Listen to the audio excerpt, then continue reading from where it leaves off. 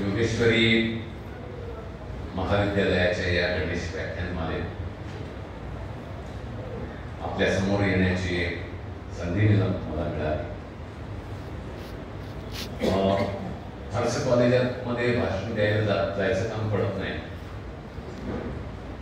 परंतु तुमच्या संस्थेशी आमची काही नाळ जोडलेली. एक म्हणजे आपली संस्था, तिचा जन्मच स्वातंत्र्य लढ्याच्या कालखंडात झालेला आहे. जे संस्थापक राहिलेले आहेत त्यामधले अनेक लोक सक्रिय स्वातंत्र्य लढ्याच्या चळवळीत राहिलेले आहेत. आर.डी. अण्णांना प्रत्यक्ष भेटलेलो आहे. बाबासाहेब परांजपेंचा विचार ऐकायची संधी मिळाली आणि स्वामी रामानंद तीर्थ हे जे आहेत ते सोलापूर पासून संपूर्ण हैदराबाद मुक्ती संग्रामामध्ये महत्वाची भूमिका बजावतात. त्याच्यामुळे तुमच्या महाविद्यालयाचं आमंत्रण आलं की ताबडतोब स्वीकारतात. आणि दुसरी आणखीन एक गोष्ट म्हणजे या अंबाजोगाई शहरामध्येच कॉम्रेड गंगाधरप्पा बोरांडे राहायचे आणि मराठवाड्यात जेव्हा पुण्यवेळ कार्यकर्ता म्हणून आलो त्यावेळेस हक्काचं माहेर असल्यासारखं ठिकाण म्हणजे आप्पांचं घर त्या ठिकाणी होतं. आणि दुसरं म्हणजे बाबासाहेब सरवदे तुमच्या कॉलेजमध्ये डिफेन्स स्टडीजचे जे प्राध्यापक होते ते पण माझे जिगरी मित्र राहिले. आम्ही दोघं मिळून फिरायचो.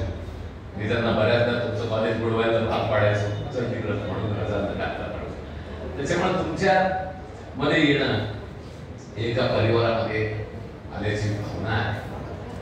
आणि अंबाजोगाईच्या महाविद्यालयामध्ये जर चार विचार मांडले तर ते त्याचे पडसाद महाराष्ट्रात देशात उमटवायचे धमक तुमच्या व्यासपीठामध्ये आहे. हे आजवरच्या तुमच्या विद्यार्थ्यांनीच राज्याचं आणि देशाचं राजकारण गाजवताना दाखवून दिलेलं आहे. त्याच्यामुळे इथं पाण्याचा प्रश्न मांडणं हे मला जास्त महत्वाचं या ठिकाणी वाटत नाही. दोस्तांनो, स्वर्गातून गंगा आणणाऱ्या भगीरथाची गोष्ट आपल्या पुराणामध्ये सांगितली. हे भगीरथाचे पुत्र जे आहेत ते राख होऊन पडलेले आणि गंगेशिवाय, गंगेच्या पाण्याशिवाय त्यांचा उशात नाही. आणि त्याच्याकरता पाणी आणण्याकरता जे प्रयत्न केलेले आहेत त्याला भगीरथ प्रयत्न असाच शब्द पाण्यासाठी वापरला जातो. आणि त्या भगीरथाचे वारस आपण आहेत का? आणि आपण पाण्याबद्दल काय विचार? बऱ्याचदा सांगितलं जातं की महाराष्ट्र म्हणजे दुष्काळी प्रदेश आहे, पाणीच नाही महाराष्ट्रात, कुठून आणायचं? पण मी तुम्हाला एक खरी गोष्ट सांगतो, तुम्ही तपासून जरूर बघू शकता. या महाराष्ट्रातल्या मध्ये आपण जायकवाडीचं धरण हे 94 टीएमसी आणि उजनीचं धरण सोलापूरचं, सोलापूर पुणे जिल्ह्याच्या बॉर्डरवरचं 115 टीएमसी. एवढं पाणी आपण दरवर्षी अरबी समुद्रामध्ये ओतून देतो. कदाचित हे माझं म्हणणं अनेकांना खोटं वाटेल, पण ह्याची कधी चर्चा फारशी घडली नाही. कोयनेचं खोरं आहे, कोयनेचं धरण आहे. कोयनेच्या धरणातून आपण वीज तयार करतो, सगळ्या महाराष्ट्राला ती वीज पुरवली जाते. आणि या कोयना धरणातून जवळपास 65 टीएमचे पाणी हे अरबी समुद्रामध्ये सोडते. पुण्याजवळ मुळशी धरण आहे, ज्या धरणाचा एक मोठा इतिहास आहे. मुळशी पॅटर्न माहिती आहे सगळ्यांना, बुनियादी धरणात काय होतं. आणि हे मुळशी धरण असं आहे की ज्याच्या धरणग्रस्तांचा प्रश्न देशाच्या इतिहासामध्ये पहिल्यांदा प्रकल्पग्रस्तांचा प्रश्न म्हणून सेनापती बापट यांच्या नेतृत्वाखाली लढवला गेला.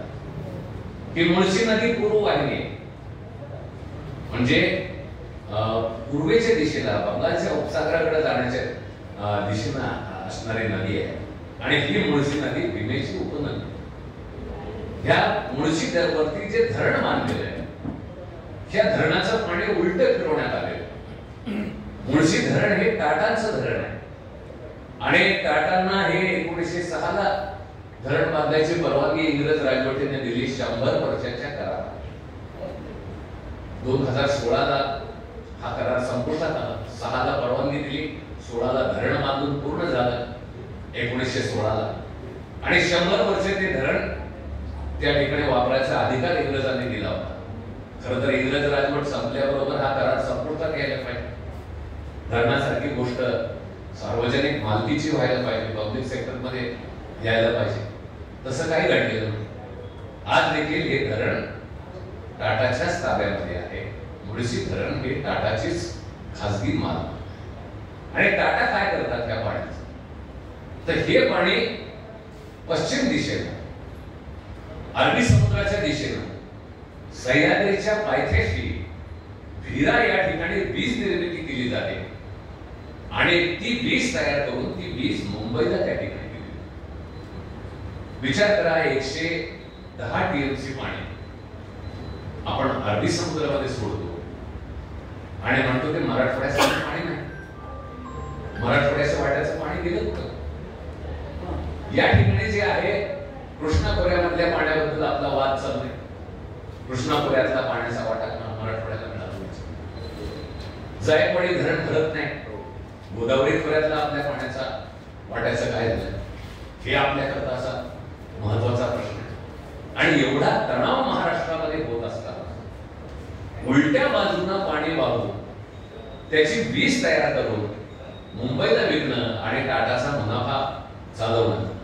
दुष्काळामध्ये कोरपडणारी उस्मानाबादची माणसं प्यायला पाणी नाही मिळून घर गाव आणि सोडून मुंबईमध्ये जातात, पडेल ते काम करायला जातात. आणि त्यांच्या जीवनामधली सगळी दुर्दशा जी आहे त्याचा कुठलाही विचार न करता टाटाचा मुनाफा आणि टाटाची खासगी मालकी त्या धरणावर कायम ठेवायची, ही लोकशाहीमध्ये कितपत सुसंगत गोष्ट आहे. जरा ह्या गोष्टीबद्दल विचार. 2013 मध्ये या प्रश्नाबद्दल आवाज उठवण्याचा प्रयत्न केला. सरकार खडबडून झालं. एक कमिटी नेमली. त्या कमिटीनं 7-8 महिने कोणाला बोलवलं काय माहित नाही, पण एक रिपोर्ट दिला म्हणजे हे करणं शक्य नाही. मग काय शक्य?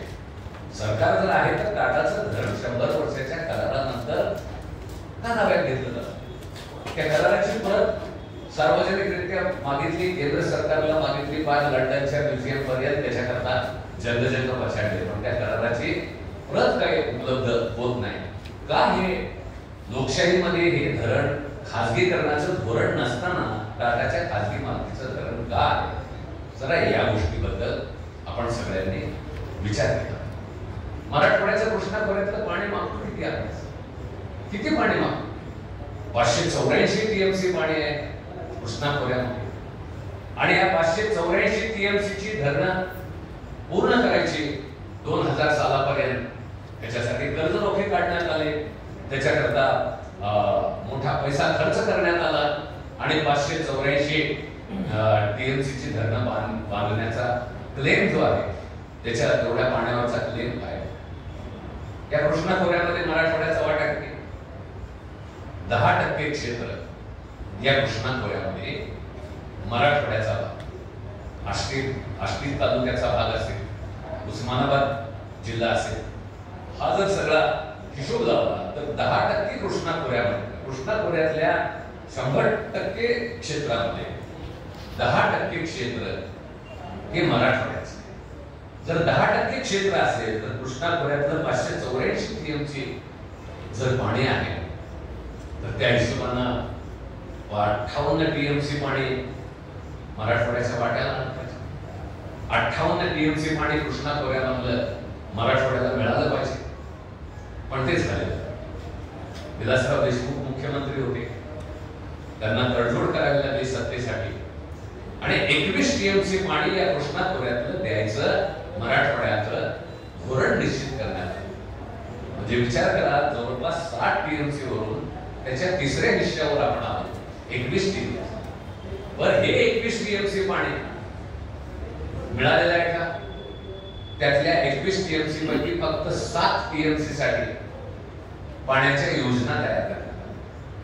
पण त्या 7 टीएमसी पाणी आणण्याकरता 25,000 कोटी रुपये खर्च केला. तेवढी बजेटमध्ये तरतूदच कधी करण्यात आली. त्याच्यासाठी बजेटमध्ये तरतूद केली 200 कोटी 500 कोटी रुपयाच्या वर तरतूद केली नाही. 200-500 कोटीची जर तरतूद असेल तर 25,000 कोटी रुपये खर्च नाही करता किती वर्ष लागतील? अजून मराठवाड्यातल्या किती पिढ्या दुष्काळामध्ये घोरपडाव्या लागतील आणि मग ते धरण पूर्ण होईल? जरा याही गोष्टीचा विचार केला पाहिजे. त्याच्यात पुन्हा कोल्ह्यांच्या उड्याला की म्हणतात आता पुराचं पाणी, कोल्हापूरच्या पुराचं पाणी मराठवाड्याला उपलब्ध करून देऊ.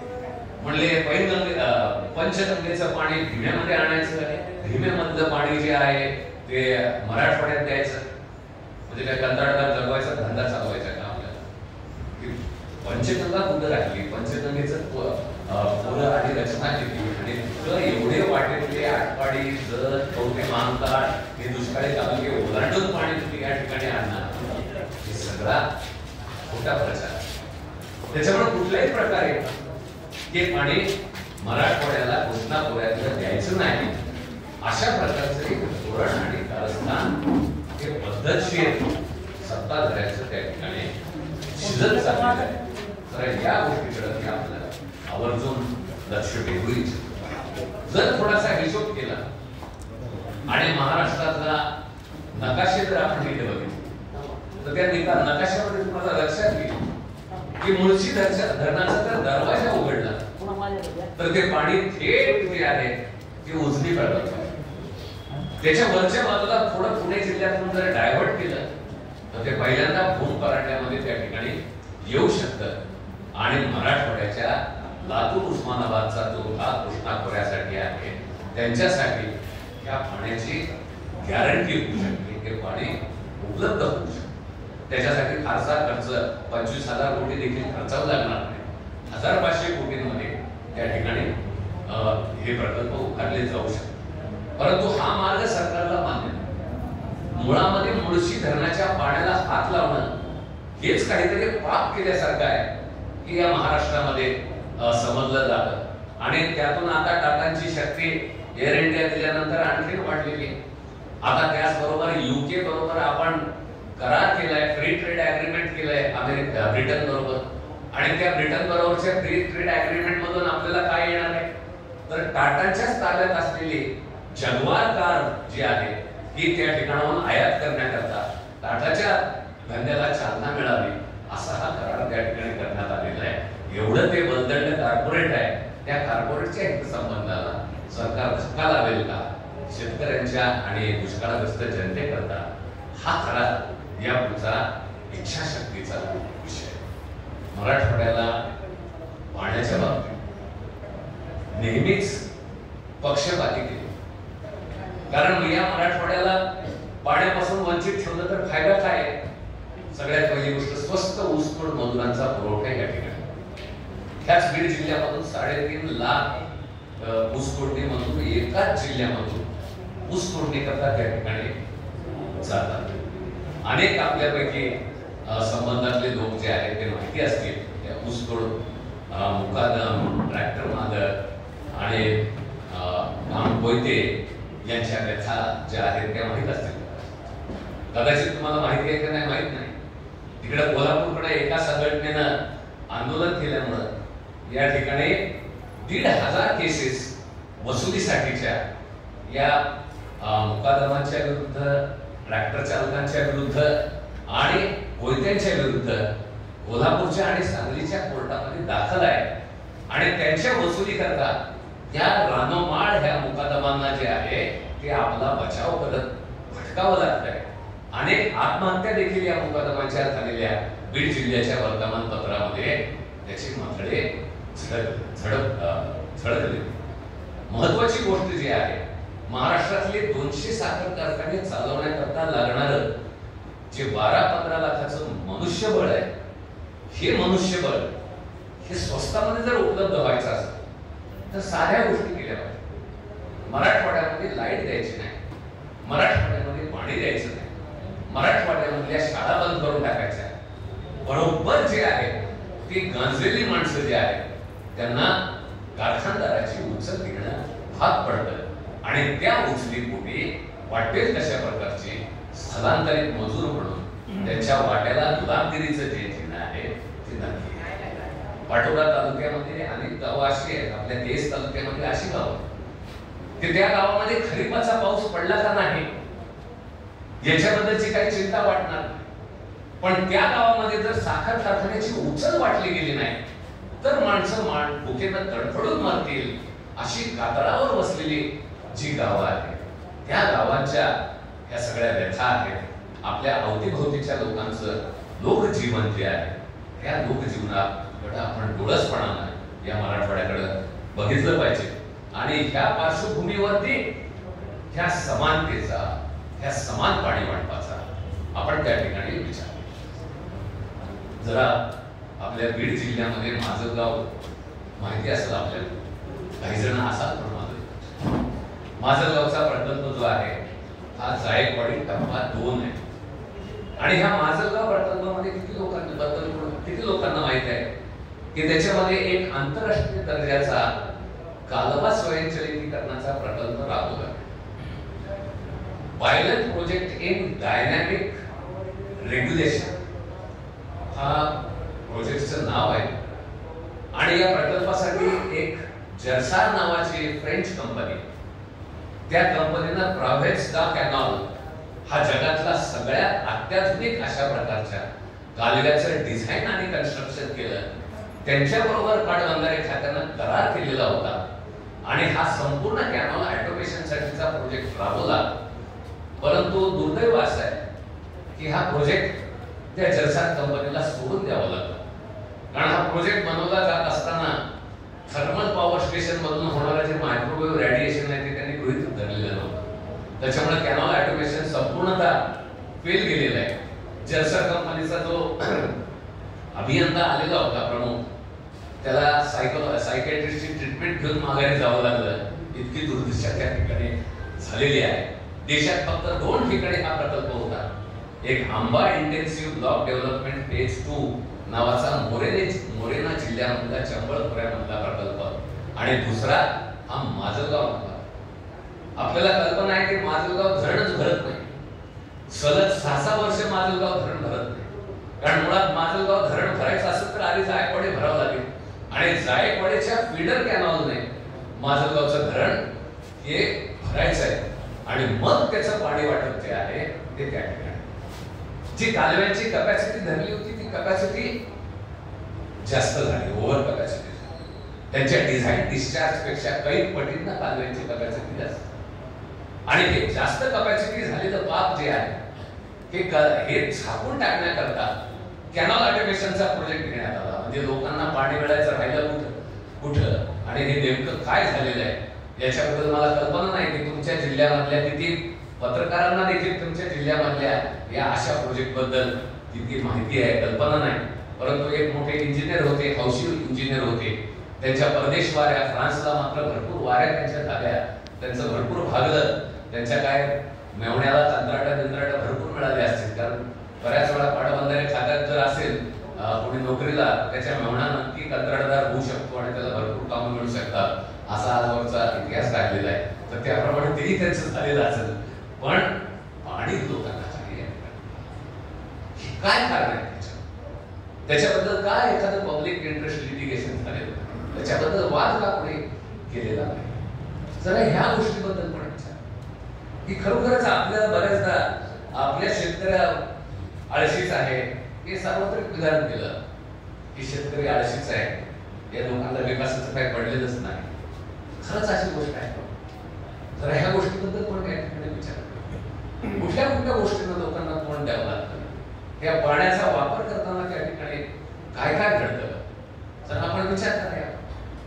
ज्या चितळे आयोगाचा उल्लेख केला त्या चितळे आयोगाच्या समोर साक्ष जाण्याकरता मला कॉम्रेड गंगाधरराव उरांडे यांनीच पाठीवरती थाप टाकून सांगितलं की राजन तू जाऊन तिथं हस्तक्षेप कर, तुझी माहिती जी आहे ती योग्य प्रकारे मांडायचा प्रयत्न कर आणि 36 पानाचं डॉक्युमेंट दिलेलं. मी चितळे साहेबांना साधा प्रश्न केलेला की तुम्ही पाटबंधारे खातं आम्हाला शेतकऱ्याला सांगता टेल टू हेड तुम्ही पाणी घेतलं पाहिजे. म्हणले आधी शेवटच्याला पाणी द्या, त्याच्यानंतर मधल्याला पाणी द्या आणि मग सगळ्यात जवळचा जो आहे त्याला पाणी द्या. टेल टू हेड पाणी दिलं पाहिजे. याच्यासाठीचा कायदा आहे, नियम आहे. मी चितळे साहेबांना म्हणलं, चितळे साहेब तुम्ही हे आम्हाला जरूर सांगा, पण मग धरणं का तुम्ही भरत नाही ना? आधी जायकवाडी भरू द्या, मग मुंगडे भरा, मग दारणा भरा, मग भीमाशंकरचं धरण भरा, असं तुम्ही का त्या ठिकाणी करा? आमचं आधी वरचे धरण भरून घेतात आणि मग आमचं धरण त्यांचं कोरडं ठेवतात आणि त्याबद्दलचा जाब विचारला होता. 2000 सालची ही गोष्ट आहे. 2005 साली महाराष्ट्रामध्ये जलसंपत्ती नियमन प्राधिकरण कायदा त्या ठिकाणी आणि त्या कायद्यानुसार समन्यायी पाणी वाटपाचं तत्व हे त्यांना अंगीकारावं लागलं आणि त्या समन्यायी पाणी वाटप तत्वाच्या आधारे पुढच्या काही गोष्टी 2012-13चा दुष्काळ मराठवाड्यासाठी होते आणि या 12-13च्या दुष्काळामध्ये जायकवाडी धरणाचा तळ कोरडा पडला आणि मग लोकांच्या लक्षात आलं की जायकवाडीचं तळ तर कोरडा पडलेला आणि नगर नाशिक मधली धरणं 21 धरणं त्याच्यामध्ये मात्र 85% पाणी. आणि त्यानंतर एक पिटिशन जे आहे जनता विकास परिषदेने डॉक्टर काब्देच्या नेतृत्वाखाली औरंगाबाद खंडपीठामध्ये एक पिटिशन दाखल केलं तर त्याला 9 रिट पिटिशन ही विरोध करण्याकरता त्या ठिकाणी दाखल झाले आणि त्यानंतर न्यायालयाने आदेश दिला की हे जलसंपत्ती नियमन प्राधिकरणाकडे ही तज्ञ बॉडी आहे, त्या बॉडीनं याच्याबद्दलची सुनावणी केली पाहिजे आणि त्याच्याबद्दलचा निर्णय दिला पाहिजे. त्या जलसंपत्ती नियमन प्राधिकरणाचा सरकारनं अध्यक्षच नेमलेला. 2005 साली हा कायदा कशामुळे केला? काही महाराष्ट्रातल्या पाण्याबद्दल फार मोठं चिंतन झालं आणि हौसेनं केला? अजिबात नाही. कारण जागतिक बँकेकडून कर्ज पाहिजे. जागतिक बँकेचे लोक म्हणाले अहो महाराष्ट्राला किती कर्ज द्यायचे म्हणले, देशातली सगळ्यात जास्त धरणं महाराष्ट्रात आहेत आणि आणखी जर धरणं बांधायला कर्ज दिलं सगळा महाराष्ट्र बुडवून टाकताल तुम्ही म्हणले. अशी काय परिस्थिती त्या ठिकाणी झाली. आणि जर तुम्ही धरणातल्या पाण्याचं नियमन करणारे कायदे करणार असाल, त्याच्यामध्ये काही पॉलिसी चेंजेस आणणार असाल, त्यांचा उद्देश होता जागतिक बँकेचं तुम्ही खासगीकरण करणार असाल तर आम्ही तुम्हाला त्रास देऊ. आणि म्हणून महाराष्ट्र सरकार अजितदादाच मंत्री होते तेव्हा पण पाटबंधारे करायचे. त्यांनी त्यावेळेस महाराष्ट्र जलसुधार प्रकल्पाची घोषणा केली आणि या जलसुधार प्रकल्पामध्ये सगळे प्रकल्प दाखल आणि मराठवाड्यातले किती प्रकल्प घेतले? महाराष्ट्रातल्या 42 प्रकल्पांची कार्यक्षमता सुधारण्याकरता जागतिक बँकेकडे कर्ज मागण्यात आलं आणि त्याच्यामध्ये मराठवाड्यातला फक्त एक प्रकल्प होता, सगळ्यात जुना प्रकल्प होता तो म्हणजे सिद्धेश्वर पूर्णा प्रकल्प. येलदरी आणि सिद्धेश्वर धरणाचे कालवे असणारा 1961 साली झालेला प्रकल्प. तो प्रकल्प त्या ठिकाणी होता. तो जलसुधार प्रकल्पासाठी. त्या जलसुधार प्रकल्पासाठी 15,000 कोटीचं कर्ज जागतिक बँक मंजूर करायला तयार झाली. त्याच्यामध्ये पहिल्यांदा सिद्धेश्वर पूर्णा पाटबंधारे प्रकल्प म्हणजे याच्यामध्ये वसमत पासून नांदेड पर्यंत परभणी हिंगोली जिल्ह्यात, परभणी हिंगोली आणि नांदेड 3 जिल्ह्याचा लाभ क्षेत्र आहे आणि याच्यासाठीचा एकूण कालवेचं अस्तरीकरण 60 पासून 2015 पर्यंत टोकदार सिमेंट कधी त्या कालव्याला लागलेलं नाही. पाणी पाझरून कालव्यामधून जेवढं पाणी वाहते त्याच्यापेक्षा कालव्याच्या बाहेरच जास्त गळती होती. अशा प्रकारचं व्यवस्थापन असलेलं त्याच्या सिस्टीम अपग्रेडेशनसाठी 769 कोटी रुपयांचा DPR म्हणजे डिटेल्ड प्रोजेक्ट रिपोर्ट बनवला. जागतिक बँकेला सबमिट करण्यात पैसे आले. पैसे आल्याच्या नंतर काय झालं? पैसे आल्याच्या नंतर या 42 प्रकल्पामधून पूर्णा पाटबंधारे प्रकल्पाचं नाव गायब करून 769 कोटी रुपयापैकी एक फुटकी कवडी सुद्धा या सिद्धेश्वर पूर्णा प्रकल्पाच्या सिस्टीम अपग्रेडेशन करण्याकरता खर्च करण्यात आलेली नाही. हे मी जाहीरपणे आरोप करतो. कोणाला जर खोटं वाटत असेल तर जरूर माझ्या विरुद्ध बदनामीचा गुन्हा पण या सरकारनं दाखल केला तरी हरकत नाही. परंतु 769 कोटी ही छोटी रक्कम नाही आणि या रकमेतून एकही पैसा न खर्च करता अन्य कंत्राटदारांची बिलं देण्याकरता हा पैसा वळवण्यात, जे वेळोवेळी महाराष्ट्रामध्ये चर्चा होते, मराठवाड्याच्या सिंचनाचा निधी पळवला जातो, तो कशा पद्धतीने पळवला आणि वळवला जातो याचं हे एक मूर्तिमंत उदाहरण आहे. आणि त्या उदाहरणाबद्दल मुख्यमंत्री राहिलेले अशोकजी चव्हाण त्यांचा मतदारसंघ सुद्धा त्या प्रकल्पाच्या कमांड मध्ये, पण ते चूप राहिले. महाराष्ट्रातले जी सत्तेची केंद्र आहे ती मात्र या गोष्टीबद्दल जे आहे हे मूग गिळून गप्प राहिलेले आहेत. तर याही गोष्टी त्याच्यापेक्षा सगळ्यात जास्त गंभीर ज्या आहेत त्याच्याबद्दलची संवेदना. येत्या काळामध्ये पाणी हा प्रश्न हे आंतरराष्ट्रीय युद्धाचं कारण बनतं. आपण पाहिलं की भारत पाकिस्तान तणाव निर्माण झाल्यानंतर वाद कशावरती येऊन ठेवला, सिंधू नदीच्या पाण्यावरती वाद. आज पुरामध्ये पंजाबमधली माणसं बुडून चालली. सिंधू नदीतलं सगळंच पाणी आपण जर खरोखरच अडवलं तर आपली परिस्थिती काय त्या ठिकाणी होईल. तर याही गोष्टीचा विचार चीन जे आहे ते हिमालयातून येणाऱ्या ब्रह्मपुत्रेवरती तिथं मोठं धरण बांधतोय. जगातलं 3 जॉर्जेस पेक्षाही मोठं धरण बांधून मोठा वीज निर्मिती प्रकल्प त्या ठिकाणी. बांगलादेश आणि भारत हे पाणी वाटपावरून ब्रह्मपुत्रेच्या पाण्यावरून पुन्हा तणावाचं कारण त्या ठिकाणी. पॅलेस्टाईन इस्रायलच्या ह्याच्यामध्ये संघर्षामध्ये जे इस्रायलचे आक्रमण चाललेले, जे हिंसाचार इस्रायल त्या ठिकाणी करत आहे, त्याच्यामध्ये पहिल्यांदा पाण्याच्या बद्दलची असलेली साधनं ती कब्जात घेणं हे त्याच्या पाठीमागचं पहिलं इंगित आणि पहिलं शस्त्र त्या ठिकाणी ठेवायचं. इजिप्तच्या नाईल नदीच्या पाण्यावरून मोठा संघर्ष त्या ठिकाणी चालला. जगामधला कुठलाही एक कोपरा शिल्लक नाही त्या ठिकाणी. क्वांटम ऑफ सोलिस नावाचा सिनेमा आहे, जेम्स बॉन्डचा सिनेमा आहे. त्या जेम्स बॉन्डच्या सिनेमामध्ये सुद्धा पाण्याचा संघर्ष जो आहे तो पाण्याचा संघर्ष हा आंतरराष्ट्रीय राजकारणाचा केंद्रबिंदू त्या ठिकाणी गणला गेलेला आहे. याच्यावरून या गोष्टीचं महत्व जे आहे हे लक्षात. हे पाण्यासाठीचा संघर्ष येत्या काळामध्ये नागरीकरण विरुद्ध शेतीचं पाणी, शहरांचं पाणी आणि शेतीचं पाणी हा एक मोठा संघर्ष येत्या काळामध्ये आपल्या देशभर उभा ठाकला. दोस्तांनो, शहरामध्ये किती पाणी द्यायचं, ग्रामीण भागाला किती पाणी द्यायचं, शेतीसाठी किती पाणी द्यायचं, उद्योगासाठी किती पाणी द्यायचं, हे जे पाणी एकच आहे पण त्या पाण्याचा वापर वेगवेगळ्या करायचा. ज्यावेळेस तुम्ही पिण्याचं पाणी कराल त्यावेळेस ते जीवनावश्यक गरज आहे, मानवी अस्तित्वाची गरज आहे, पर्यावरणाच्या अस्तित्वाची गरज आहे आणि त्या पाण्याचा हक्क म्हणून जगण्याचा अधिकार ह्याच्याशी ते पाणी. पाणी ज्यावेळेस तुम्ही या ठिकाणी जे आहे ते शेती करता वापरता, दुष्काळापासून बचाव करण्याकरता शेतीचं पाणी आवश्यक आहे.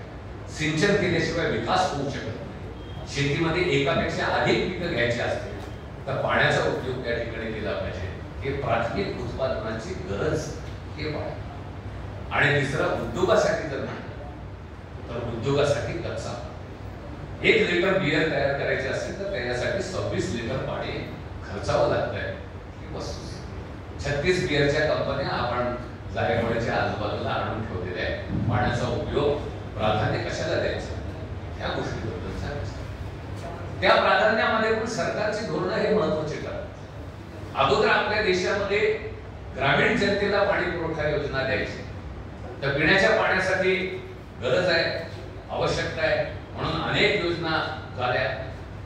जलजीवन मिशन त्या ठिकाणी चाललंय, जलस्वराज योजना त्या ठिकाणी चालली, अनेक प्रकारच्या. आणि या योजनेमध्ये 70 लिटर प्रति व्यक्ती प्रतिदिन हा पाणी पुरवठा करण्याचा निकष ठरवला. 70 लिटर मध्ये झालं एका माणसाचं. ग्रामीण कुटुंब असेल तर फक्त माणसं असणार नाहीत, त्याच्याजवळ 2-4 शेरडे बकरे असतील, एखाद दुसरी म्हैस असतील, त्या ठिकाणी बैल असतील, त्यांची पाण्याची गरज आहे. त्यांना पिण्यायोग्यच पाणी त्या ठिकाणी लागेल. कपडे धुण्याकरता आणि बाकी गोष्टी करता लागेल नाही म्हणजे ग्रामीण भागाकरता 70 लिटरच पाणी.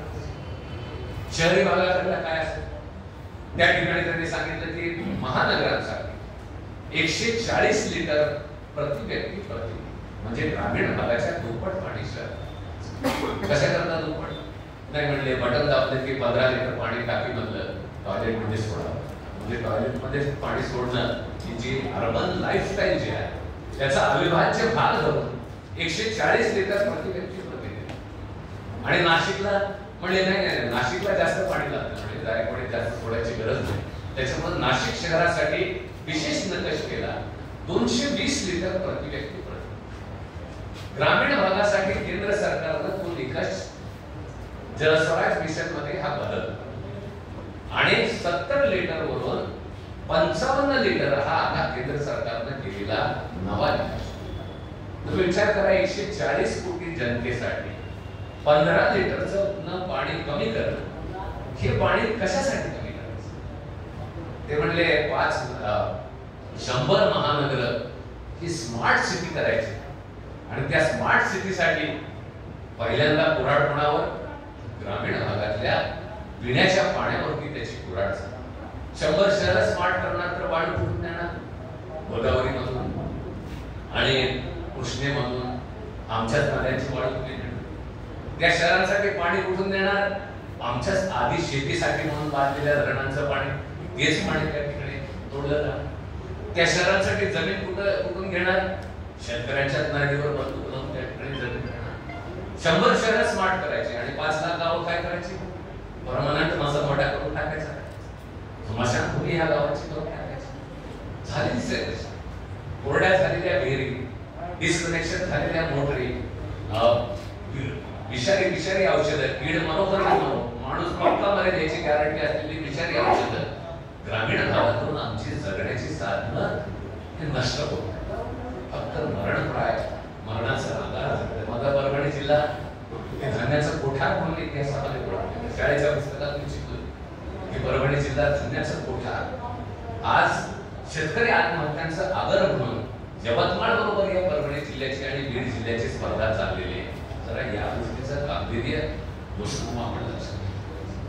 ह्या सगळ्या परिस्थितीकडे आपण कसं बघतो आणि ह्या जागतिकीकरणाच्या नावाखाली शहरांचा विस्तार, G20 ची बैठक झाली तिथं सांगणार मेट्रो शहरांचा विस्तार करायचा.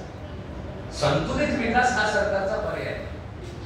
आज या ठिकाणी समृद्धी आणि शक्तीपीठ महामार्ग हे 2 महामार्ग आणि त्या शक्तीपीठ महामार्गाबद्दल सातत्यानं माझं आर्ग्युमेंट आहे की महाराष्ट्रातले सगळे मेजर सिंचन प्रकल्प, मोठे सिंचन प्रकल्प या शक्तीपीठ महामार्गातून होत. अप्पर पैनगंगा प्रकल्प आपल्या मराठवाड्यासाठीच आहे. त्या प्रकल्पाचे कालवे या शक्तीपीठ महामार्गावर. सिद्धेश्वर प्रकल्प पूर्णा नदीवरचा येलदरी सिद्धेश्वर धरणाचं पाणी देणारा, त्याचे कालवे त्या ठिकाणी नष्ट. जायकवाडी प्रकल्प त्याचे कालवे नष्ट. माजलगाव प्रकल्प त्याचे कालवे नष्ट. आपला दलेगाव मांजरा प्रकल्प त्याच्या कालव्यांना छेद करेल. उजनी प्रकल्प त्याच्या कालव्यांना त्या ठिकाणी छेद देणार. महाराष्ट्रातले सगळे बहुतांश 35 जे मोठे प्रकल्प आहेत त्या 35 पैकी जवळपास 21 प्रकल्पांचे कालवे जे आहेत या शक्तीपीठ महामार्गामधून तोडले जातात. हे कालवे रस्ते विकास महामंडळ जे तोडे त्याचं पुढं काय केलं? याच ठिकाणी अमरावती जो नागपूर मुंबई समृद्धी महामार्ग गेलेला आहे त्या समृद्धी महामार्गामधून अप्पर वर्धा प्रकल्प अमरावती जिल्ह्यात आणि वर्धा जिल्ह्यामधला बोर प्रकल्प या प्रकल्पाचे कालवे तोडण्यात आले आणि ते तोडलेल्या कालव्यांचं कालवे तोडणं हे कायदेशीर गुन्हा आहे. कालव्यामध्ये अडथळा निर्माण करणं हा कायदेशीर गुन्हा आहे आणि त्यामुळे 15,000 हेक्टर जमीन ही कायमची कोरडवाहू त्या ठिकाणी झालेली आहे. मुख्य कालवाच तुटला, मुख्य कालव्याची रचनाच बदलून गेली तर पुढच्या कालव्यांना पाणी त्या ठिकाणी कसं मिळणार? आणि त्यामुळं वर्धा जिल्ह्याच्या जिल्हाधिकाऱ्यांनी प्रस्ताव पाठवून पाठपुरावा केलाय पण त्याला MSRDC रस्ते विकास महामंडळ त्याची कोणतीही जबाबदारी घ्यायला तयार. पाटबंधारे खातं म्हणतात आमच्याजवळ पैसेच नाहीत, आम्ही तोडलेलेच नाही.